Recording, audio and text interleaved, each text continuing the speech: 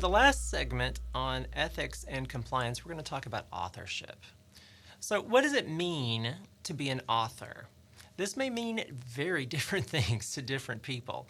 So, it's important that you have a good definition when you're starting out in scholarly writing and publication, that you know what it means to be an author, and you know who should be included as an author.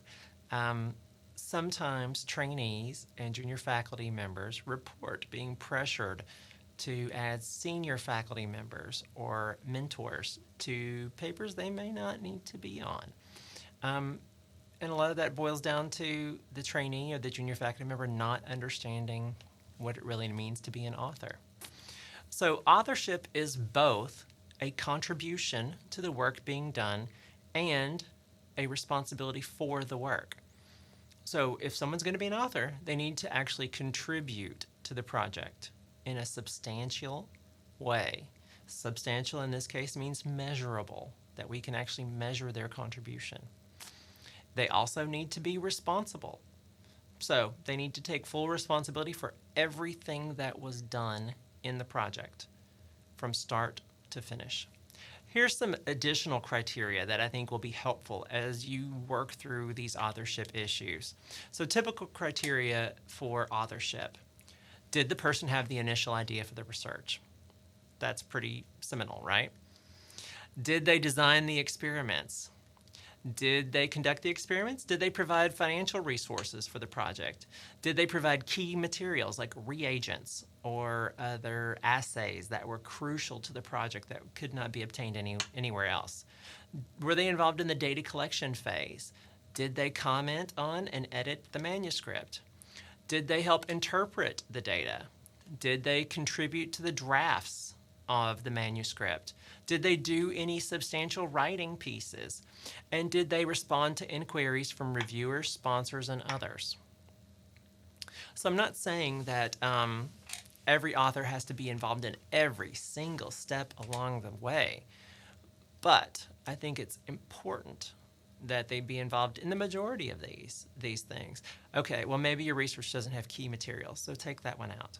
But commenting on the manuscript, contributing to the drafts, responding to inquiries, writing major pieces, maybe they didn't actually do the data collection.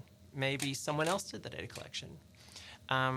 Altogether, you had data collected in the field by hired data collectors. Well, those people are probably not going to be authors because they just did data collection. But whoever's doing the interpretation in that case of the data and cleaning the data as it's going in may need to be considered to be an author. So let's continue on. When you're going to write a paper with more than one person, it's important to have that authorship meeting, just like we talked about with collaborations, right? You want to set up tasks that have to be done, who's going to do them, and a timeline for when they're going to be done. You need to document all of these things so that you have backup. You need to talk about repercussions. So if you don't meet this deadline, this is what's going to happen. Your name's going to come off the paper. We're going to do the work instead of you, and you're out. Or you're not going to be first author. You're going to be second author. And if you can't get it done then, you'll be third author and fourth author, or demotions. Or we'll just acknowledge you in the end, and you won't actually be an author. And what it's going to take to revisit all of these agreements that you have at your authorship meeting. So we'll agree to revisit this in 3 months and see where we are, or in 60 days and see where we are, or in 2 weeks and see where we are. Or after the experiments are completed, then we'll revisit this and see where we are with authorship. Okay?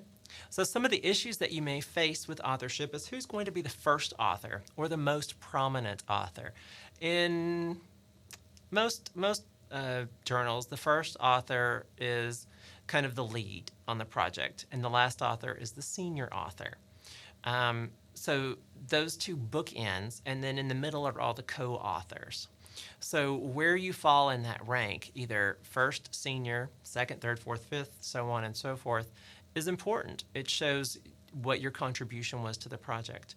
And as we mentioned under collaborations, once you get to fourth or fifth or sixth or seventh author, it's diluted the value to your career and to your CV. And so it's less likely to be helpful. So you want to be close to the first author if you're not the senior author. So authorship is huge. And figuring this stuff out, talking about all the way back at this authorship meeting, who's going to be an author and who's not. Here's the criteria for actually ending up to be an author on this project, right? Some folks you're just going to acknowledge and say, thank you for your help and your assistance. They're not going to be authors. You'll acknowledge them, but that's it. Set that up. What's the criteria back at this authorship meeting for who's acknowledged and who's an author? Think those things through. And then be sure that you have conflict resolution tools, that you know what, as I said before, what the repercussions are and how we revisit this. So maybe nobody's pulling his or her weight. So we have to fix this. We have to revisit our terms and revisit our timeline. And if there's a fight between two people, the senior author and the first author, how do we resolve this? How do we come to agreement on these issues? So we really want to be thoughtful about these things. So an approach that I really like is called the point-based approach. You take 1,000 points for your article, and you divide the points out among the contributions. So you allot, say, 100 points for idea, 100 points for design, 100 points for implementation, 100 points for experimenting, 100 points for analysis, 100 points for writing, or maybe even more. I would say perhaps 200 or 300 points for idea and writing, okay? And then you divvy out those points based on who was involved. So maybe it was all my idea, and that's 300 points, so I get those 300. But you and I together designed it. So I'll get 100 points, and you'll get 100 points.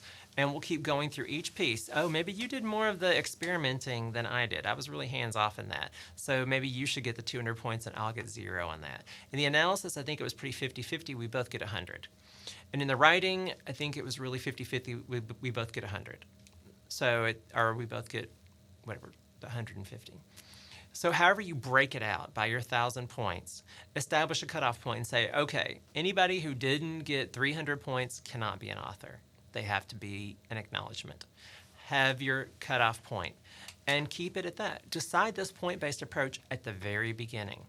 Say, we're going to use this 1,000-point approach. This is how we're going to do it, right? 300 points for idea, 200 for design, implementation, experimenting, and analysis, and 300 for writing. We'll decide together how many points everybody gets, and anybody who doesn't get 300 points or 200 points or 100 points or how many points you decide doesn't get to be an author. And just let the scores determine. It's much more objective. It's going to feel a little bit less personal and more fair for those involved, especially if you have that conversation up front at your author meeting and it's documented, it's all written down. It's kind of hard to fight that kind of thing. So, hopefully this section on integrity and compliance has been helpful. And I really hope that you've enjoyed it and that you're enjoying the workshop. As always, if you have questions or comments or concerns, please reach out to me. I'm happy to help you and work with you in your scholarly writing and publication. And good luck.